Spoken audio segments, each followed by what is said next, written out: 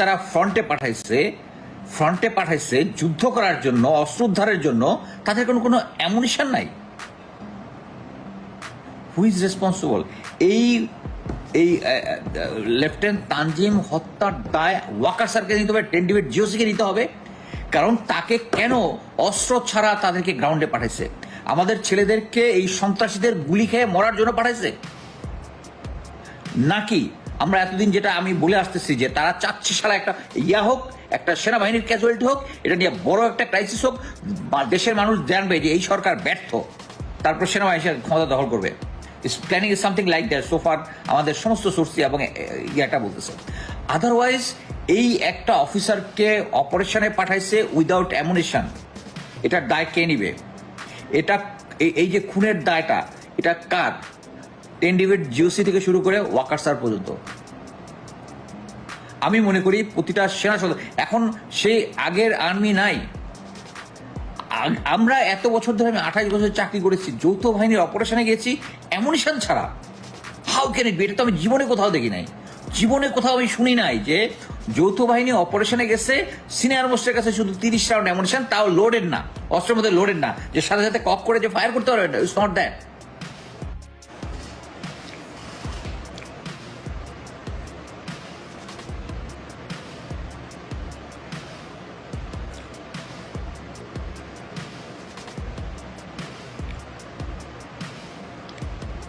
আসসালামু আলাইকুম।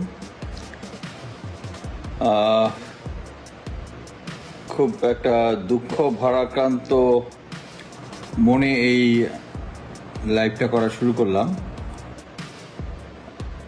আপনারা সবাই জানেন যে ডুলুহাজরা এলাকায়, চকরিয়ার ডুলুহাজরা এলাকায় আমাদের সেনাবাহিনীর একটা যৌথ অপারেশন ছিল। ওখানে মেজর উজ্জ্বল নামে একটা অফিসার ছিল, সাথে লেফটেন্যান্ট তামজিন, তারা একটা যৌথ অপারেশনে গিয়েছিল অস্ত্র উদ্ধারের জন্য। এবং ওখানে যাওয়ার পরে ওই অফিসারটা নাকি নেগোশিয়েট করার জন্য একটু আগে গিয়েছে। এগিয়ে গিয়ে যখন কথা বলছে তখন তাকে ছুরি দিয়ে আঘাত করেছে, গলার মধ্যে এবং চোখের মধ্যে ছুরি দিয়ে আঘাত করেছে।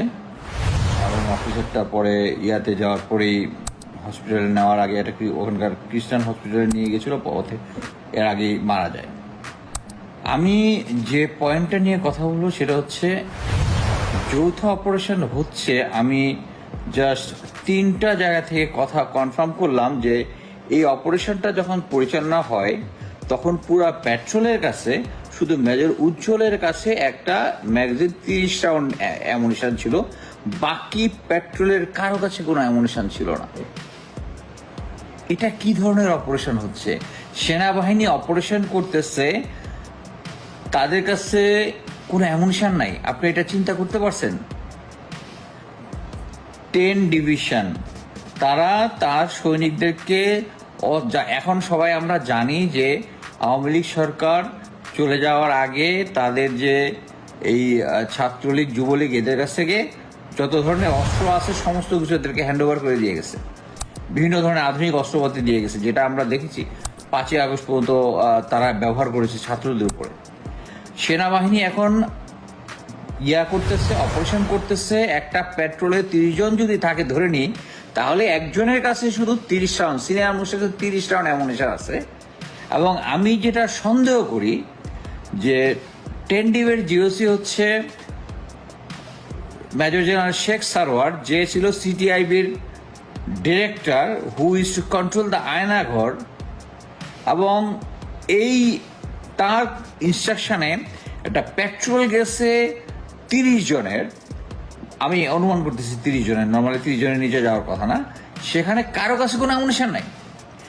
এবং সিভিলিয়ান সেনাবাহিনী একটা দল গেছে, তাদের একটা অফিসারকে একা অ্যাটাক করবে নাইফ দিয়ে, এটা তো কেউ আমরা কখনো শুনি নাই, আনলেস তারা জানে যে ওর কাছে অ্যামুনিশন নাই। যখন অফিসারটা গেছে, অফিসারের কাছে কোনো অ্যামুনিশন নাই। আপনি চিন্তা করছেন? আমাদের আর্মিকে তারা ফ্রন্টে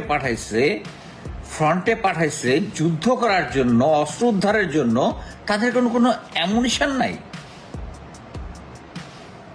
হু হু ইজ রেসপন্সিবল? এই এই লেফটেন্যান্ট তানজিম হত্যার দায় ওয়াকার স্যারকে নিতে হবে, টেন্ডিভেট জিওসিকে নিতে হবে।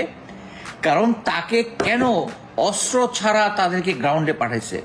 আমাদের ছেলেদেরকে এই সন্ত্রাসীদের গুলি খেয়ে মরার জন্য পাঠাইছে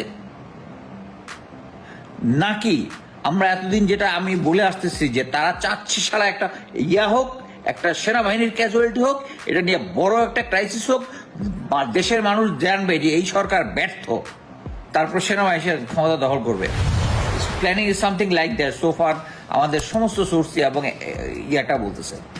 আদারওয়াইজ এই একটা অফিসারকে অপারেশনে পাঠাইছে উইদাউট অ্যামুনিশন, এটার দায় কে নিবে? এটা এই যে খুনের দায়টা, এটা কার? টেন্ডিভেট জিওসি থেকে শুরু করে ওয়াকার স্যার পর্যন্ত। আমি মনে করি প্রতিটা সেনা সদস্য, এখন সেই আগের আর্মি নাই। আমরা এত বছর ধরে, আমি 28 বছর চাকরি করেছি, যৌথ বাহিনীর অপারেশনে গেছি অ্যামুনিশন ছাড়া। How can it be? এটা তো আমি জীবনে কোথাও দেখি নাই, জীবনে কোথাও আমি শুনি নাই যে যৌথ বাহিনী অপারেশনে গেছে, সিনিয়র মোস্টের কাছে শুধু 30 রাউন্ড অ্যামুনিশন, তাও লোডেড না, অস্ত্রের মধ্যে লোডেড না, যে সাথে সাথে কক করে যে ফায়ার করতে পারবে, ইটস নট দ্যাট। সেই মেজর উজ্জ্বল এবং তার যে সিও আছে কামরুজ্জামান নাম, লেফটেন্যান্ট কামরুজ্জামান। আর সবচেয়ে অ্যামেজিং হচ্ছে সেই কামরুজ্জামান P2 বোধ হয় নাম, দ্যাট গাই ওয়াজ এ ভাইরাবাই অফ আমাদের ডিবি হারুন, ওই যে হাউন আঙ্কেলের ভাইরাবাই হচ্ছে সেই সিও অফিসার।